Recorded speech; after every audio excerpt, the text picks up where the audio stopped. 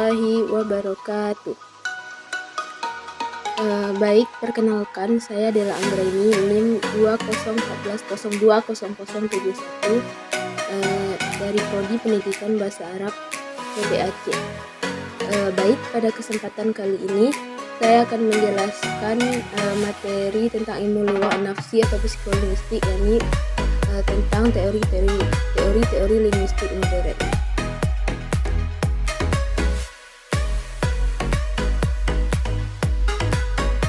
Lahirnya linguistik modern. Diawali dengan pernyataan Sir William tentang adanya hubungan kekerabatan antara bahasa Sanskerta dengan bahasa Yunani, Latin, dan bahasa Jerman lainnya telah membuka babak baru sejarah linguistik, yakni dengan berkembangnya studi linguistik bandingan atau linguistik histori komparatif serta studi mengenai hakikat bahasa secara linguistik terlepas dari masalah filsafat Yunani kuno. Linguistik modern ini, yakni pada abad ke-20, perhatian beralih pada fakta bahwa tidak hanya bahasa berubah, tapi struktur bahasa juga berubah.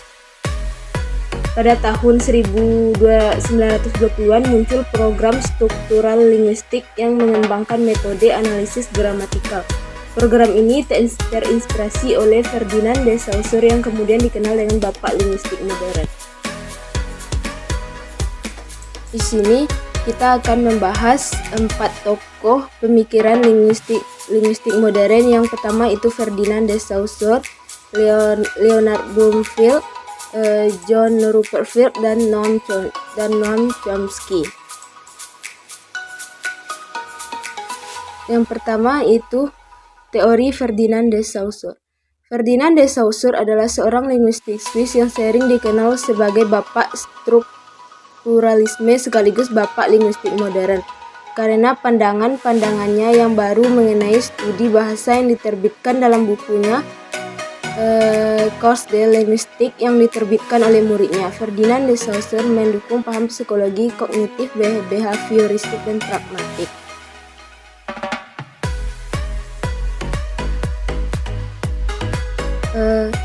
Ada 4 pendapat atau pandangan Ferdinand de Saussure ini, yaitu telaah sinkronik dan diakronik, perbedaan language dan parol, perbedaan signifian dan signifi, dan hubungan sintakmatik dan asosiatif.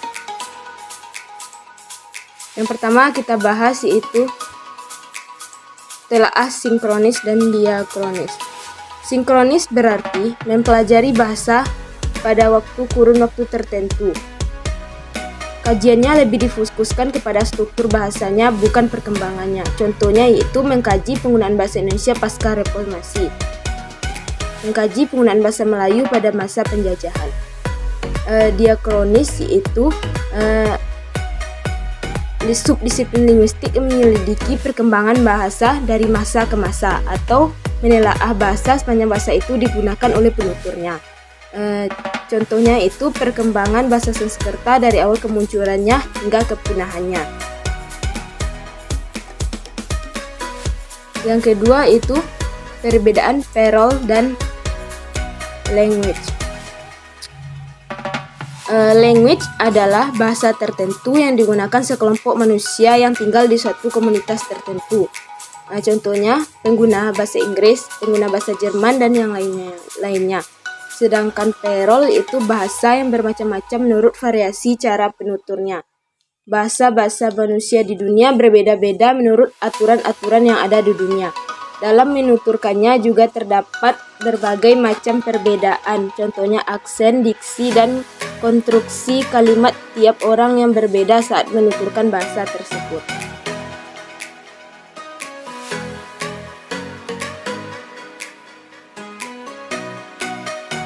Pandangan yang ketiga yaitu perbedaan signifian dan signifi dalam studi bahasa. Signifian atau penanda merupakan wujud bunyi bahasa yang dalam bentuk urutan fonem-fonem tertentu. Contohnya P, I, N, K, U, D, A. Signifi yaitu petanda. yaitu konsep, gagasan, ide atau pengertian yang dimiliki oleh penanda itu. Contohnya ya tadi signifian tadi contohnya itu KUDA. Jadi signifiannya atau petandanya itu kuda, binatang berkaki empat yang bisa sejenis binatang berkaki empat yang bisa dikendarai. Selanjutnya yaitu hubungan sintakmatik dan paradigmatik. Hubungan sintakmatik adalah relasi makna dalam satu frasa atau kalimat. Relasi ini merupakan relasi antar unit sintaksis dalam satu kalimat yang menunjukkan unit sintaksis yang berterima di dalam kalimat. Contohnya yaitu kucing itu sedang makan ikan, ikan itu sedang dimakan kucing. Hubungan paradigmatik yaitu adalah relasi makna yang dapat mengisi slot atau fungsi sintaksis.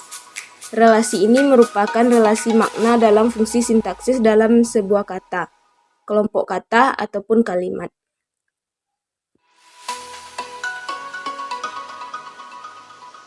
Yang kedua itu kita akan membahas tentang teori Leonard Bloomfield. Leonard Bloomfield adalah seorang tokoh linguistik Amerika. Sebelum mengikuti aliran behaviorisme dari Swiss, adalah penganut paham mentalisme yang sejalan dengan teori psikologi Wood. Kemudian beliau menentang mentalisme dan mengikuti aliran perilaku atau behaviorisme. Bloomfield disebut aliran taksonomi karena aliran ini menganalisis dan mengklasifikasikan unsur-unsur bahasa berdasarkan hubungan hierarkinya. Pandangannya itu, menurut Bloomfield, bahasa itu terdiri dari sejumlah isyarat atau tanda berupa unsur-unsur vokal atau bunyi yang dinamai bentuk-bentuk linguistik. Setiap bentuk adalah sebuah kesatuan isyarat yang dibentuk oleh fonem-fonem. Dalam teori linguistik Bloomfield ada beberapa susunan hierarkinya dalam pembentuk sebuah bahasa, itu fonem, morfem, frasa, kata, dan kalimat. Yang ketiga itu John Rupert Frere adalah seorang ahli bahasa Inggris dan telah terkemuka dalam linguistik Inggris selama tahun 1950-an. Ia adalah profesor bahasa Inggris di Universitas Punjab dari tahun 1919 hingga 1928.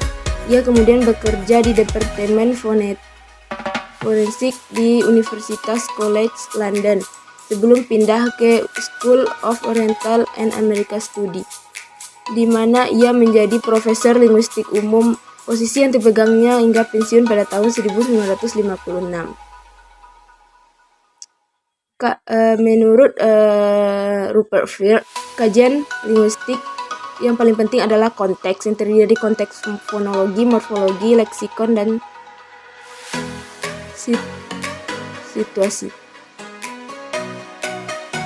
Arti atau makna pada setiap kalimat terdiri dari 5 dimensi, yaitu hubungan tiap fonem dalam konteks fonetiknya, hubungan kata-kata satu dengan lain dalam sebuah kalimat, hubungan morfem pada satu kata dengan fonem pada kata lain, dan hubungannya dengan kata itu, jenis kalimat dan bagaimana kalimat itu digolongkan, dan hubungan kalimat dengan konteks situasi.